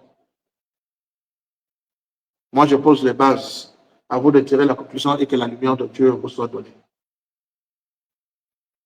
Alors, je répète ici, le verset 8. Le maître loua l'économe infidèle de ce qu'il avait agi prudemment, car les enfants de ce siècle sont plus prudents à l'égard de leurs semblables que ne le sont les enfants de la lumière. Vous devez retenir, les enfants de la lumière, c'est vous. Ça veut dire que Jésus apprécie les enfants des ténèbres pour leur habiliter à se saisir des opportunités. Alors que nous sommes toujours les mains levées dans la prière, en train de mendier que Dieu nous donne, que Dieu nous donne, que Dieu nous bénisse. Alors que tu n'es même pas prêt à recevoir cette bénédiction. Tu n'es même pas capable de pouvoir manager cette bénédiction, même si on te l'a donnée. Tu feras plus de dégâts que du bien. Arrêtons d'être des mendiants. Recherchons les compétences, recherchons la connaissance qui nous permet de pouvoir recevoir de la part de Dieu. Comprendre les principes divins, les principes spirituels, comme Anne l'avait compris. J'en ai parlé précédemment. Et au verset 9, j'écoute Jésus dans le conseil. Il dit, et moi je vous dis, faites-vous des amis avec les richesses injustes, pour qu'ils vous reçoivent dans les tabernacles éternels quand elles viendront à vous manquer. Ce verset porte beaucoup de confusion. Beaucoup de personnes ne l'ont jamais compris.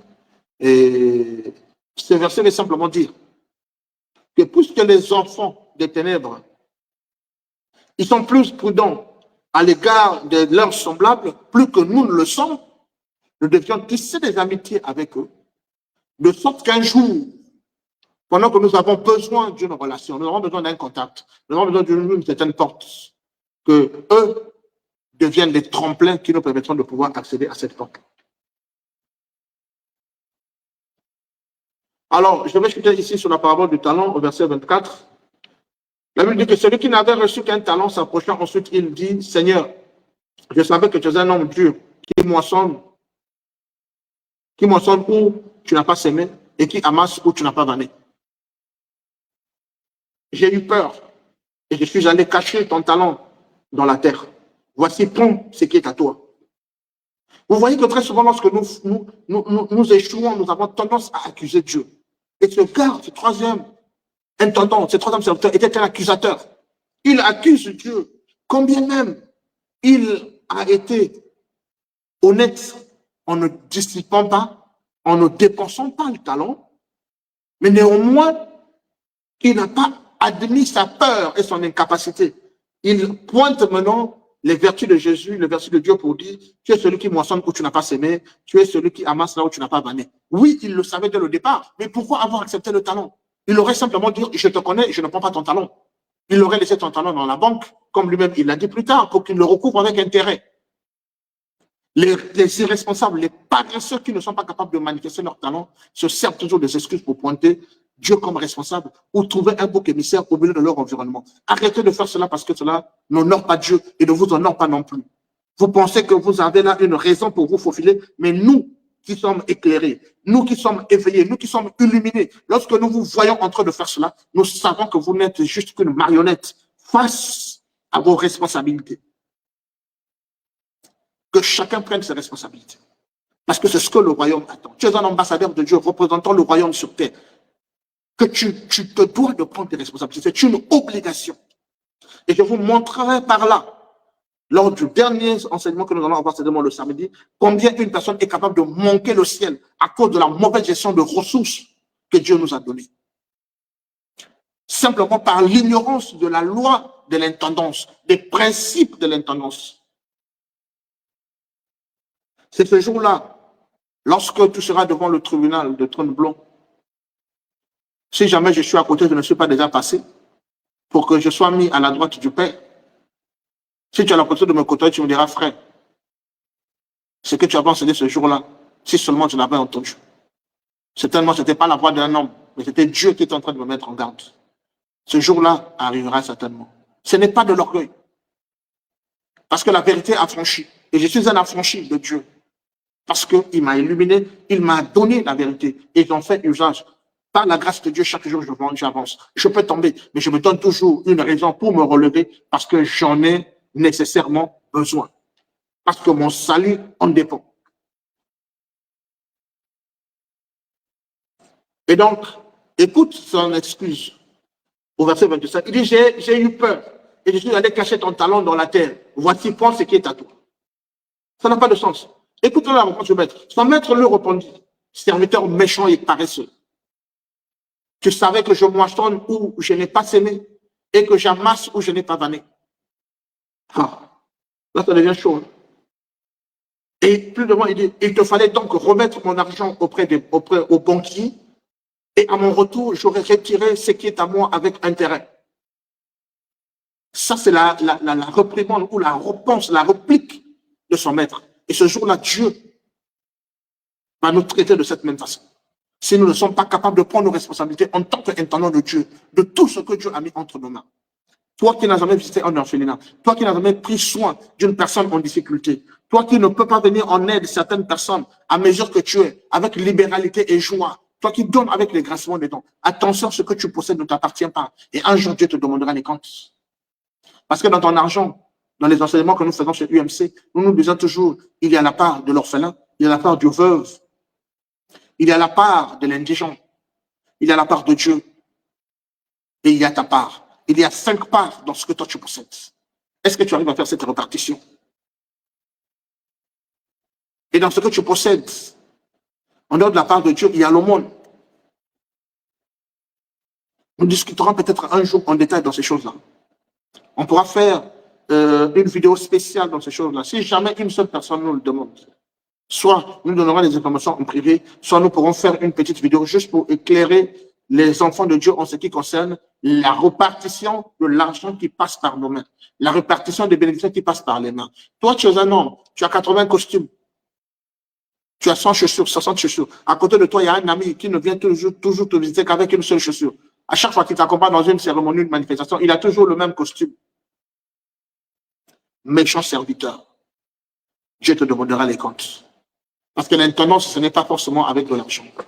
Le temps que Dieu t'a donné, comment tu le maximises? Que fais-tu avec ce temps? Lorsque tu peux faire, si on te demandait de rendre compte, de faire un rapport sur la gestion de tes 24 heures d'hier, est-ce que tu penses que tu as œuvré pour la part du royaume? Est-ce que tu as fait quelque chose qui bénéficie à l'expansion du royaume? Est-ce que tu as fait quelque chose qui a permis ou a contribué à faire avancer le royaume de Dieu?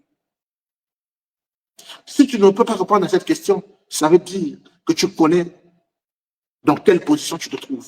Et si Jésus revenait maintenant, tu sais de quel côté vas-tu te retrouver. Comment pourrais-tu te qualifier? Il dit ici, ôtez-lui donc le talon.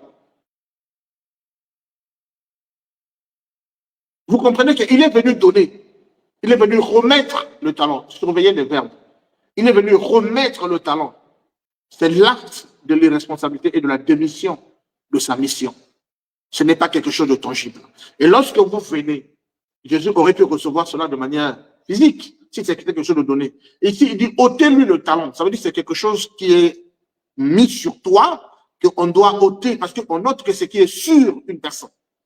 C'est comme on peut dire, ôtez-lui sa chemise. Ma chemise est moi présent, parce que je l'ai sur moi. Donc le talent, tu ne le possèdes pas parce qu'elle vient de l'extérieur. Ton talent, tu l'as parce qu'il est sur toi.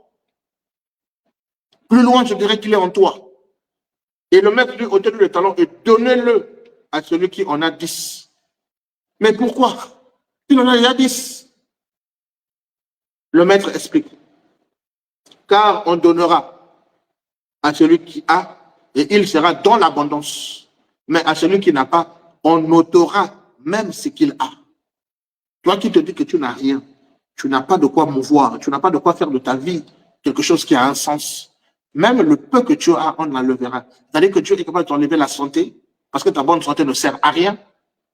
Il est capable de t'enlever même le peu que tu as, le petit emploi que tu ne payes pas la dîme, que tu ne prends pas soin des orphelins, que tu ne prends pas soin des veuves, que tu n'organises pas des actions qui honorent le Seigneur au travers de toi. Ce peu-là te sera retiré et on donnera à celui qui a plus pour qu'il soit dans l'abondance. Celui qui est dans l'abondance n'est pas celui qui a forcément beaucoup, mais celui qui sait manipuler le talent qu'il a reçu.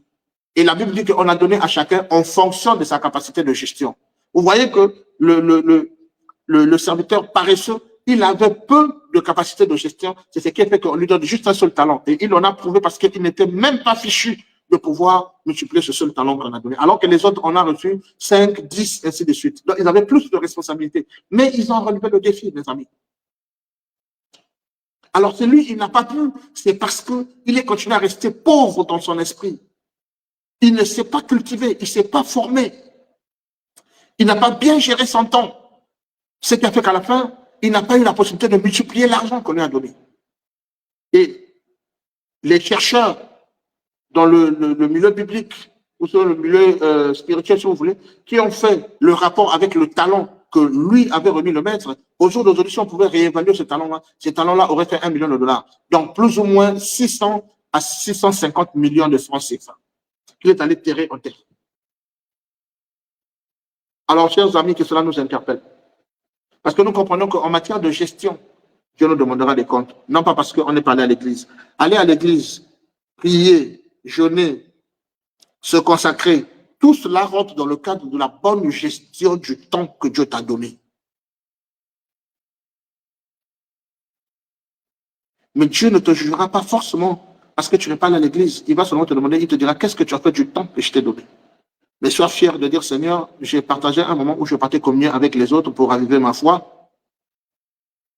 J'ai eu des moments où je me consacrais pour être en intimité avec toi, de sorte à ce que tu me parles et que je comprenne et trouve l'orientation, sinon la précision du couloir dans lequel je dois intervenir pour l'avancement du royaume et pour la satisfaction la plus grande au profit de mon environnement immédiat, au profit de mon pays, au profit de la communauté chrétienne, au profit même de ceux-là qui ne partagent pas la même obédience que moi, parce que la Bible fait tomber la pluie sur les bons et les mauvais.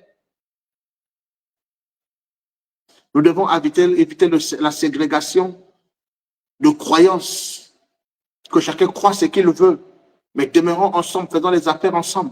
Il y en a des chrétiens qui te disent que tu ne peux pas faire des affaires avec des francs-maçons.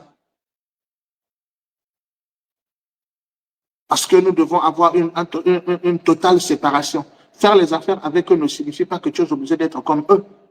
Chacun a sa foi. Daniel était le patron des magiciens à Babylone. Mais est-ce que Daniel a trahi le serment de sa foi? Non.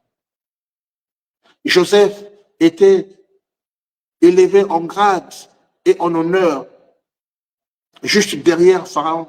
Est-ce qu'il ne commandait pas, il n'avait pas sous sa botte les magiciens et tout ce monde-là qui ont défié Moïse? Est-ce que cela a changé sa foi? Non. Le problème, c'est ton fond. Si ton fond est léger, ton fond est superficiel, à ce moment-là, tu peux craindre d'aller faire les affaires avec ces personnes. Tu peux craindre de les côtoyer et de collaborer avec eux. Mais si tu connais où tu te trouves, tu as assez d'informations spirituelles pour te positionner. On a besoin de les craindre. Au contraire, faisons d'eux des amis. La Bible nous dit ici, et moi je vous dis, je le relis ici, c'est Luc au verset 16, le verset 9, ce n'est pas mes inventions. Et moi je vous dis, faites-vous des amis avec les richesses injustes pour qu'ils vous reçoivent dans les tabernacles éternels quand elles viendront à vous manquer. Ce n'est pas moi, c'est Jésus qui parle. Oh non, ceux-là, c'est des voleurs, c'est des détourneurs. Oui, ils sont détourneurs.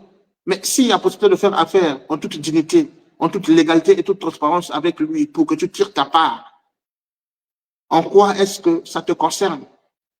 La Bible a dit ici que toute personne sera appelée pour répondre de lui-même. C'est Dieu qui le jugera, pas toi.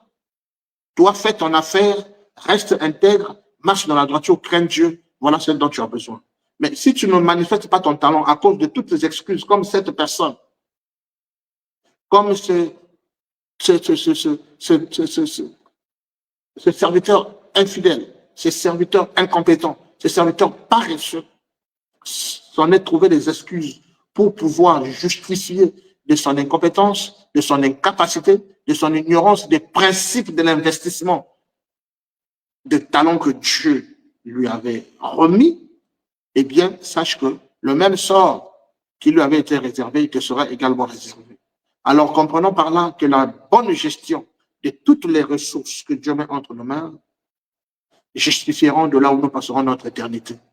Je reviendrai certainement le samedi, qui est le dernier jour de notre dernière loi, que nous verrons sur les principes de l'intendance. Je reviendrai là-dessus pour conclure et montrer quelle est la finalité d'un intendant. Qu'est-ce qui attend un intendant à la fin? Pourquoi devrions-nous être intendants? Pourquoi devrions-nous être, comme le croit UMC, les disciples financiers du Seigneur? Pourquoi devrions plus fondamentalement être des intendants de toutes les ressources que le Seigneur a mobilisées autour de notre vie? Que Dieu vous bénisse. Merci d'avoir suivi cette vidéo. Je vous donne rendez-vous dimanche, samedi plutôt, à la même heure. C'était Rodriguez Bokassa. cofondateur et président du mouvement UMC, Urgence entrepreneuriale en milieu chrétien. Nous lutterons encore jusqu'à ce que ceux-là qui ont un bon sens, qui auront une bonne oreille spirituelle, saisiront ces choses. Nous avancerons ensemble pour faire la différence. Que Dieu vous bénisse. Shalom.